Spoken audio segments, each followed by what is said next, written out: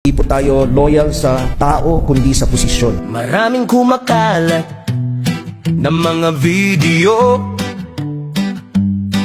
mga general ng mga sundalo, nasuhulan ni Martin Romualdez at Zaldico. Kaya kahit anong rally ang gawin ng mga tao, mga pulis at sundalo parang bulag at bingi sa sigaw ng kawawang Pilipino. Mabuti pa mga retiradong pulis at sundalo, lumalabas sa mga lansangan ng taas noo,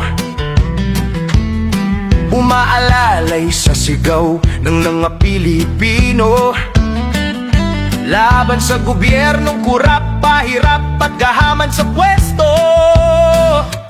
Tukoy na kung sino ang mga magnanakaw sa gobyerno, ngunit hindi pinapatawag ni Ping Lacson at Tito Soto. Mga testigo na dagdagan ng mga testimonya pagkatapos makausap ni Boying Remulla. Sobrang halata, pinoprotektahan ng mga kawatan na namumuno sa bayan. Bababae na sa pwesto,